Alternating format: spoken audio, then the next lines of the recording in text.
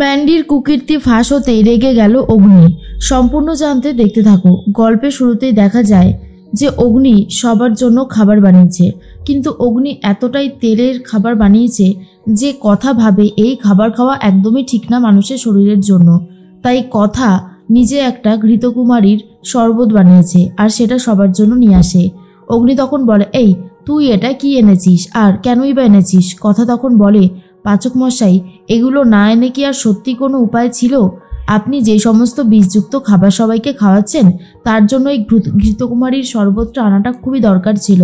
আর তখন কথা শুনে অগ্নি বলে, তুই জানিস আমার এই ক্যাফে কতটা সব পরিষ্কার পরিচ্ছন্নভাবে রান্নাবান্না করে? আমি এর জন্য অ্যাওয়ার্ডও পাই প্রতি বছর, আর তুই বলছিস যেগুলো বিষ খাচ্ছে। কি বলতে চাইছিস কি তুই? কথা তখন বলে, একই তো হলো ব্যাপারটা, আমি খারাপ কিছু তো বলিনি, তাই না? অগ্নি বলে, এই শোন, আমি না তোর কাছ থেকে আর এই সমস্ত কথাগুলো শুনতে চাই না। তুই কিন্তু বড্ড বেশি আউফাও কথা বলছিস। কথা তখন বলে, আমার তো কোনোভাবেই মনে হয় না যে আমি কোনো আউফাও কথা বলছি। আমি তো একদম ঠিক কথাই বলেছি পাচক মশাই, ভুল কি বললাম? অগ্নি তখন বলে, অবশ্যই ভুল বলেছিস। দেখ, তুই এই বাড়াবাড়িটা করিস না, ঠিক আছে? এরপর সবাই মিলে খেতে শুরু করে। আর এদিকে অগ্নি আর কথার মধ্যে ঝামেলা লেগে গেলে ছোটকা এসে বলে, আরে বাবা, তোদেরকে তো দেখছে অঙ্কিত আর জুনি, কি ভাববে কি? হ্যাঁ? তখনই কথা বলে, দেখেছেন তো পাচক মশাই, বারবার করে আপনি এই কথাগুলো ভুলে যাচ্ছেন। এবার বলুন, ভুলে গেলে কি করে হবে? অগ্নি তখন বলে, তুই যা কাণ্ড করছিস তাতে ভুলে না গিয়ে কি আর কোনো উপায় আছে বল? সেই জন্যই তো আমি ভুলে যাচ্ছি, না হলে তো আর ভুলতাম না। এরপর সবাই মিলে খাওয়া দাওয়া করছে, হইহুল্লোড় করছে। তখনই কথা অঙ্কিতের সাথে কথা বলে, প্র্যাটির সাথে কথা বলে আর বলে, আচ্ছা অঙ্কিত দা, এই সমস্ত রিইউনিয়ন পার্টিতে আর কি কি হতে পারে? তখনই বলে, এই তো এগুলোই হয়, গল্প, আড্ডা, নাচ গান, নস্টালজিক কিছু হয়, আর কী বা হবে? আর তখনই কথা বলে, আচ্ছা তোমাদের একটা সেই খেলা ছিল না, স্পর্ধা, আর সত্যি ওই খেলাটা হবে না?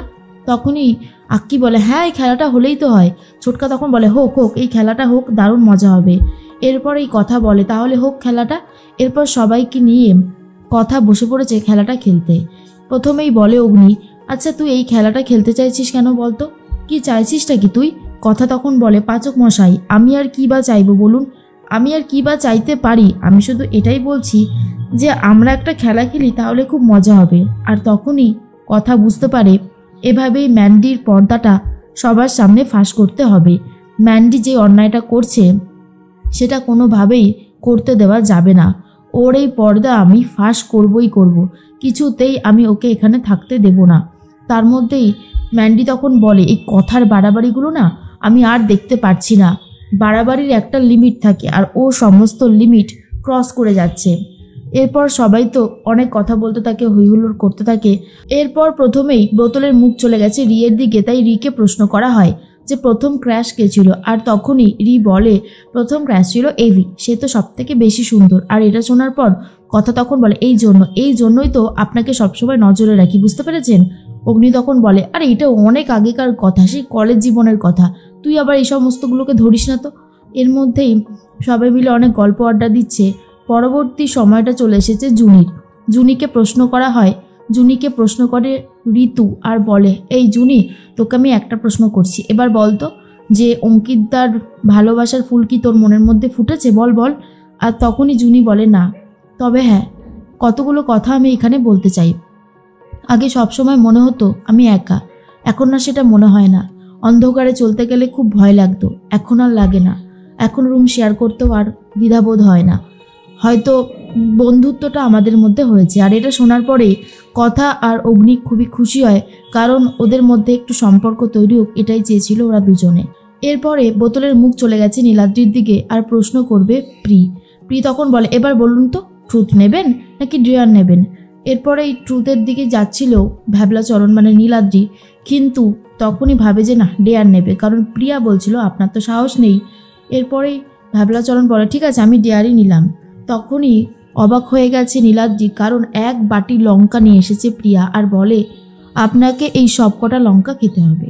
কথা তখন বলে, দা ভাই তুই এতগুলো লঙ্কা খেতে পারবি না। তখন নীলাদ্রি বলে, পারবো কথা, তুই আমার উপর একটু ভরসা রাখ। এরপর কতগুলো লঙ্কা খেতে শুরু করেছে, আর প্রচণ্ড ঝালও লাগতে থাকে, কিন্তু তবুও নীলাদ্রি সেই লঙ্কাগুলো খাচ্ছিল। এরপর প্রিয়া নিজের হাতেই থামিয়ে দেয় আর বলে, আপনি কী করছেন এটা? বিগ্র, তোর ক্যাফেতে চিনি আছে, শিগগিরই চিনি নিয়ে আয়। এরপর চিনি নিয়ে এসে প্রিয়া নিজেই খাইয়ে দেয় আর জড়িয়ে ধরে। বুঝতে পারে নীলাদ্রি ঠিক প্রিয়াকে কতটা ভালোবাসে। তারপরেই চলে এসেছে কথার সময়। এরপরে অগ্নি বলে, এবারে আমি বল কথা, ট্রুথ নিবি নাকি ডেয়ার নিবি? কথা ভাবে, আমি যদি ডেয়ার নিই তাহলে ম্যান্ডিও আমাকে দেখে ডেয়ারই নেবে, তাই কথা বলে আমি কিন্তু ডেয়ারই নেব। আর তখনই অগ্নি বলে, এই তো এবার রিভেঞ্জ নেওয়ার সময় চলে এসেছে। 2 গ্লাস ভর্তি জল নিয়ে এসেছে অগ্নি আর বলে, এই যে 2 গ্লাস ভর্তি জল, এটা নিয়ে তুই ওই টেবিলের কাছে যাবি, যদি জল পড়ে যায় তাহলে কিন্তু শেষ, ঠিক আছে? কথা তখন বলে, বাপ রে, এত ভালো একটা ডেয়ার দিলেন। এরপর কথা খুব সাবধানে ওই টেবিলের দিকে যেতে থাকে। আর অন্যদিকে ম্যান্ডি ভাবে যে এবারে যদি আমার কাছে আসে আমি কি নেব? ডেয়ারি নেব। আর বলতে বলতে ম্যান্ডির দিকেও গেছে। ম্যান্ডি তো ডেয়ারি নিয়েছে আর ডেয়ারি নিয়ে ফেসে গেছে, কারণ অ্যাকোরিয়ামের মধ্যে যে সাপটা রাখা ছিল ম্যান্ডি সেটা দেখতে পেয়ে চিৎকার করতে থাকে। আর কথা তখন বলে, তুই তো অন্ধ, তুই তো দেখতেই পাস না, তাহলে সাপটাকে কি করে দেখতে পেলি? আর এরপরেই অগ্নি বলে, সেটাই তো, তার মানে ম্যান্ডি যে নাটক করছিল সেটা একদম ঠিক, দেখলি তো কথা, আমি বলেছিলাম না যে ম্যান্ডি কখনোই আর ভালো হবে না, ও বাজে হয়ে গেছে আর ও ভালো হতেও চায় না।